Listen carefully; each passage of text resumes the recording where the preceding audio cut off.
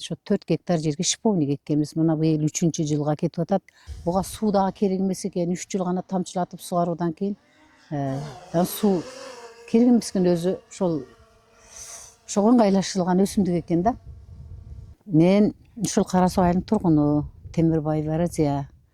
Биз мурда эч эле мындай климат жөнүндө түшүнүгүбүз жок эди. Климат мына өзгөрүп атат, андай мындай десе аны ойлоп да койгон эмеспиз. Анан өзүбүздүн башка ошо келе баштады. Климат өзгөрдү.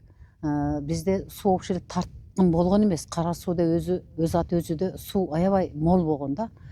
Баарыбыз өзүбүздүн кичинекей пособный хозяйствобуз бар дагы, баардык эгин тигиндерди эгет элек, базардан барып эч нерсе албайт элек.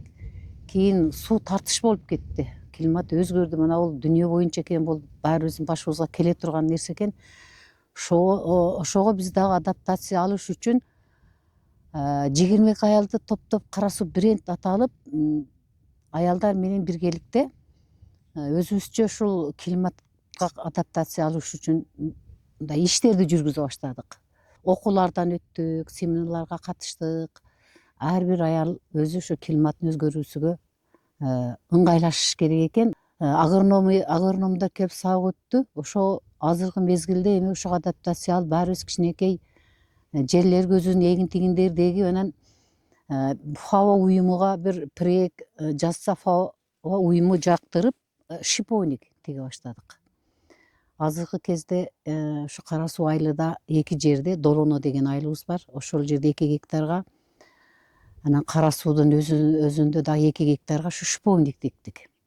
Шиповниктин бул өзү дарылык касиети ham көп экен. Биздин элдик медицинада окуп жүргөнбүз. Биздин Карамойнок деген жайлообуз бар. Ошол жакта кеч күздө адамдар барат дагы ошо шиповникти терип келет дагы базарга 150-ден 200-дөн сатат да. Ошолорду дагы эске алдык дагы биз ушу шиповникти тандап, ошо 4 гектар жерге шиповник эккенбиз. Мына быйыл 3-жылга кетип атат. Мунун климаттын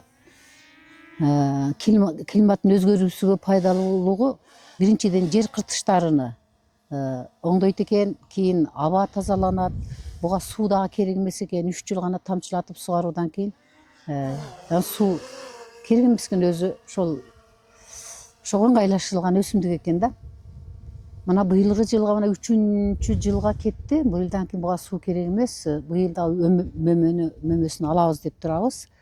Ушул 22 аял келип ушул жерде иштеп, эрте көлөмдөн баштап иштейбиз. Мына бүгүн быйылгы жылда азыр чыга элекпиз. Мына эми чыгабыз. Өзүңөр мына жаан чачындуу болуп атат, жакшы болуп атат. Быйылгы жылга Кудай кааласа түшүмүн алабыз деген ниетте турабыз.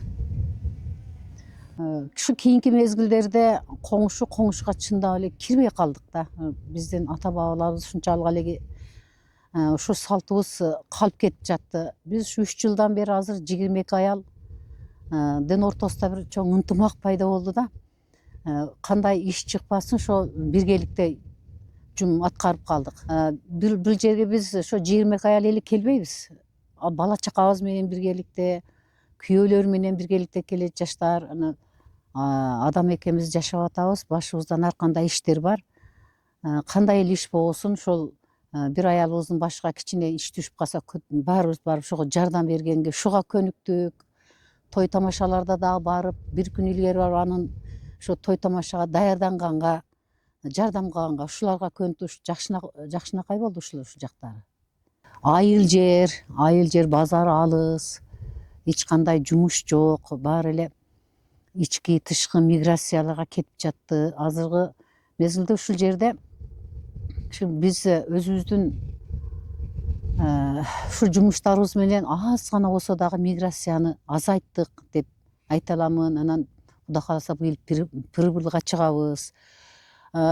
Эгин тигиндерди кичине гана жерге дагы эгип өзүбүзгө алганды көнүккөнбүз.